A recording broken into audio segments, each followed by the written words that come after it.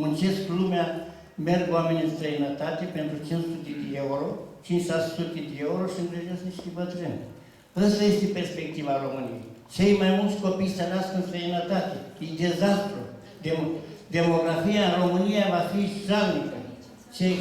Hai să facem în așa fel încât să-i atragem în țară.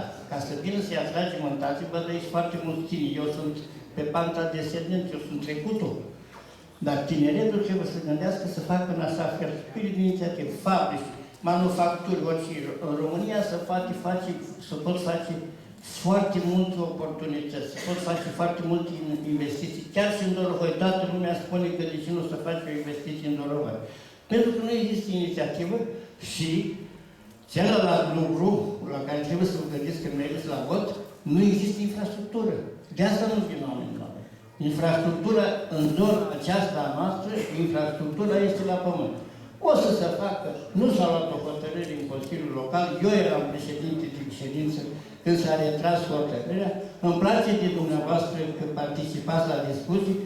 Durerea mea cea mai mare, și dau dreptate doamnei directoare, este că sunt foarte puțini în sală. Sunt spectacole la Dorohoi, are dreptate și doamna directoare și domn primar. Clădirea asta arată bine, a fost reabilitată. Știți ce era aici? Era un dezastru. S-a făcut ceva. Hai să vedem, să încercăm și varianta asta. Se va aproba bine, nu se va aproba bine. Nu cred. Și eu am concurență la cabinet. Sunt atâtea cabinete în Dorohoi. Eu sunt și pensionar momentan. Sunt cabinete la Suceava, peste tot. În sănătate este o concurență enormă. Sănătatea este extraordinar de scumpă. N-am văzut pe nimeni să protesteze. Cine are bani se duce, cine nu are bani nu se duce. Tot noi suportăm. Dar, dumneavoastră și închei. Trebuie să fiți mândri că sunteți Dorohoi. Îmi place foarte mult, nu-mi place atitudinea, violența. Violența verbală nu vă face bine. Vă stresează, vă face infarct, accidente vasculare cerebrale și alte chestii.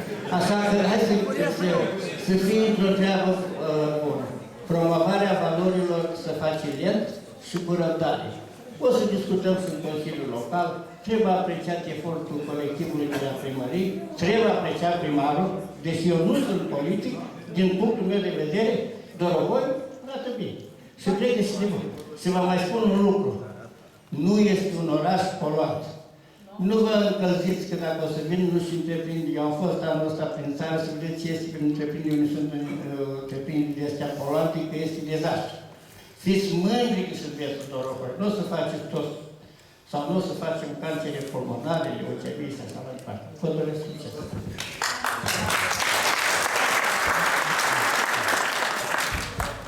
Mulțumim domnului doctor Irasim Stelian. Dacă mai dorește cineva din cei care nu au vorbit astăzi. Da. Bună ziua! Bună ziua! Ca cetățean al acestui oraș, sunt de acord cu deschiderea acestui centru comercial. Mulțumesc!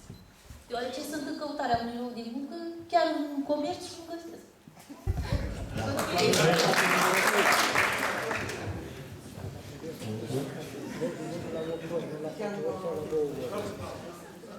Eu vreau să, pentru că pur și simplu, poți? Dar nu, am observat, vreți să vorbiți? Îmi pare rău, dar nu eram moderator, nu am observat. Am să fiu scurt, ați vorbit de mai multe ori ca mine. Eu vreau să vorbesc cu totul altceva și nu, exact ceea ce a spus domnul doctor Gerasim. Vreau să am transmis și eu anterior, pentru că nu aș vrea să fie polemici, ci aș vrea să fie discuții constructive. Și vreau să vă mai spun un lucru și să vă asigur de un lucru, că în toate proiectele pe care le-am făcut, în toate am pus și suflet. Și faptul că acum facem o dezbatere numai pe un anumit proiect, care la un moment dat s-ar putea la unii să lezeze mai mult sau mai puțin interesele, este bine. Pentru că mai sunt încă o groază de proiecte care vor veni și la care nu puteam să adun nici 3, 4, 5 oameni într-o sală la o dezbatere publică. Și sunt, de exemplu, unii cu o încărcătură extraordinar de mare. Aș vrea, la fel, să-mi desfințați un proiect care se referă la alte investiții care vin în orașul Dorohoi. Și aici mă gândeam, și ăsta nu este al meu, deci, dar la proiectele care țin cu adevărat, sunt cele care spunea și domnul doctor. Vrem să facem un centru de dialize, este o investiție foarte mare, la care, la fel, aș prefera să fie discuții pro și contra.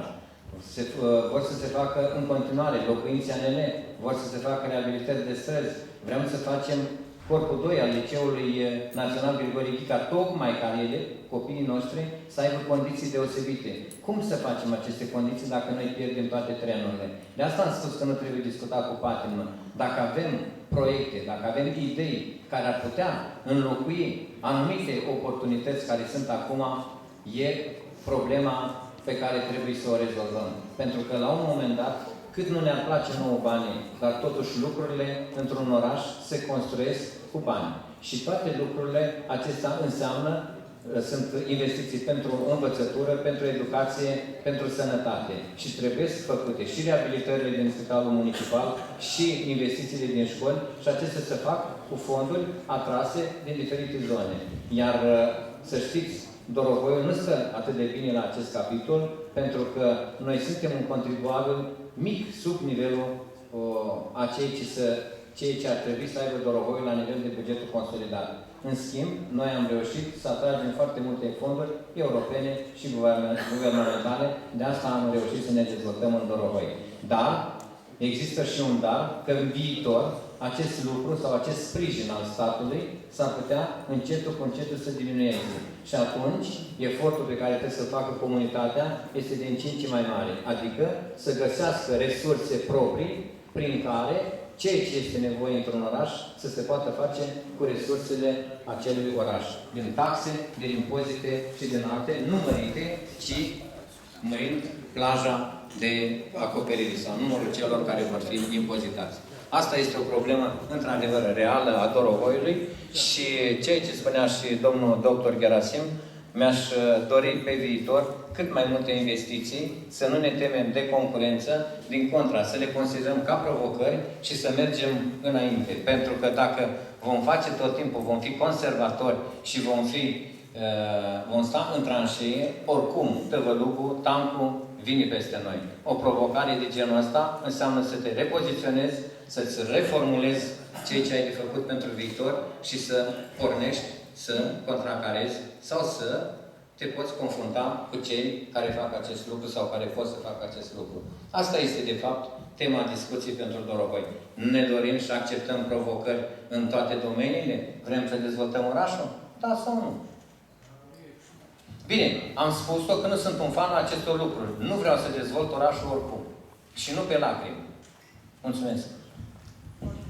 Da. Eu aș propune, sau că am epuizat vorbitorii, aș propune, mai dăm cuvântul domnului Maxim și după care să ne luăm rămas bun. Da? Vă rog, domnul Maxim.